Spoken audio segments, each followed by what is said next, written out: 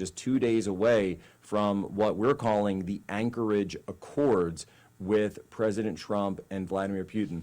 You've been involved in so many international deals. You've been around the world working on working around these organizations. What should people be looking at when you're going in at an executive level with a huge meeting like this? What should people on the outside be looking for?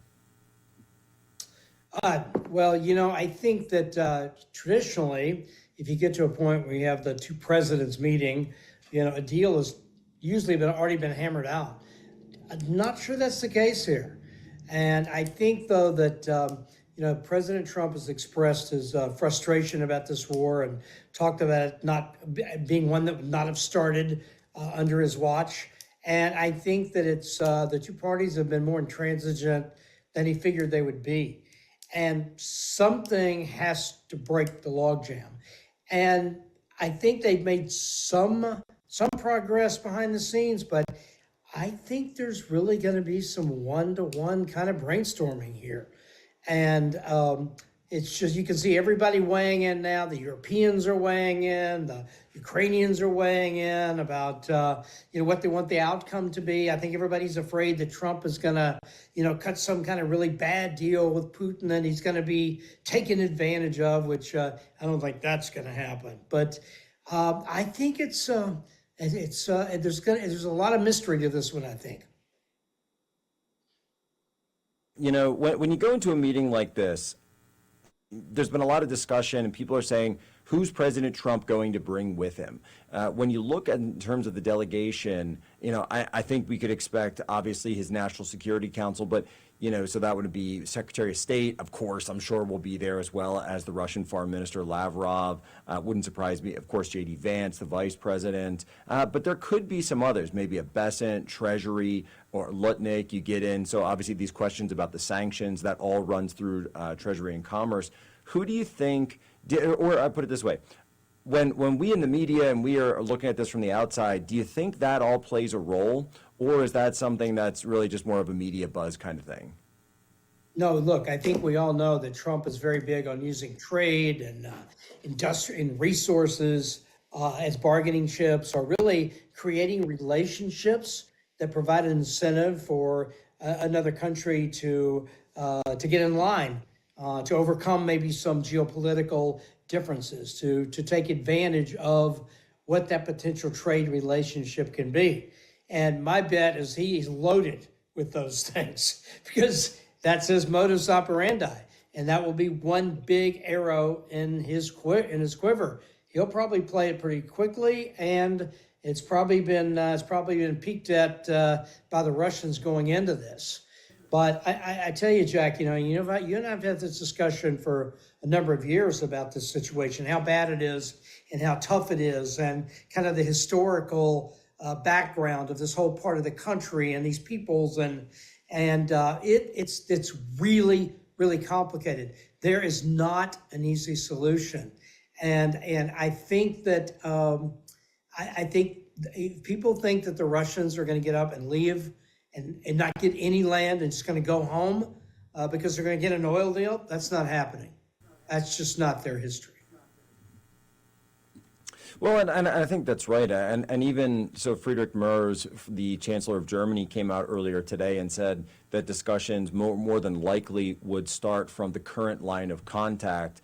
And this has been a bloody war, an absolutely bloody war to get even to this point. J.D. Vance, I think, said something similar. He was on an interview this weekend talking about the current line of contact as opposed to the full territories, because one of the differences here for folks who are, kind of just coming at this from, fresh, is that even though Russia has annexed these 4 provinces, they don't have complete operational control over those 4 areas. And so they're currently they only have really over one of them, which is Lugansk.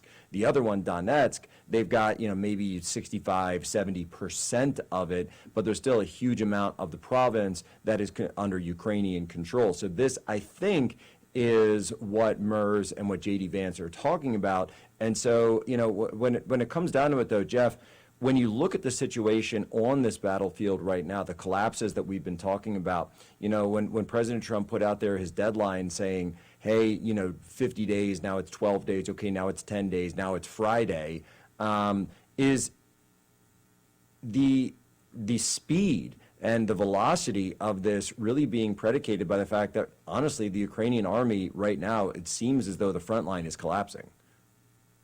They're definitely on their heels, it seems like, doesn't it? And so then the question becomes, if they're on their heels, what is that tipping point where, that the Russians begin to really accelerate all of their gains, and then what's the answer? Then what leverage do the Ukrainians have to bring the Russians to the peace table? So it's a complicated situation. There is one person in the world who would have a chance to work it out, and it won't be without its critics. But I think it's hard to underestimate President Trump. He just has such a track record of success. Maybe this will be the one that he doesn't get, but I wouldn't underestimate him. No, neither would I. And I think your point on trade is salient. We were mentioning earlier in the program how if you're in Russia, or if you're visiting Russia, or just if you're a Russian citizen, you can't use a Visa card right now. You don't have any access. So if you've got money in a bank account that uses Visa, MasterCard, you can't have access to that because of the sanctions. And you have to go through this whole crazy, convert to cash in Europe kind of situation. If you're not traveling, you probably can't even get it out at all. So there are some key things, key levers that I think President Trump has on the trade perspective in connection with these sanctions that he could grant relatively quickly. No, I think you're right. I mean, the sanctions are the sanctions. They're real. They hurt. They can be turned up even more. They can be turned up on their allies, as we've seen. When you're looking at what they could potentially do to India and trying to cut off that, those transactions for their oil and gas from Russia. So there's still we wouldn't. The sanctions are tough now. They can get tougher, but the Russians are tough, stubborn people, and I say that, I don't say that necessarily negatively. I mean, it served them well. You and I have talked about what they did during World War II. The Russians lost 26 million people in World War II.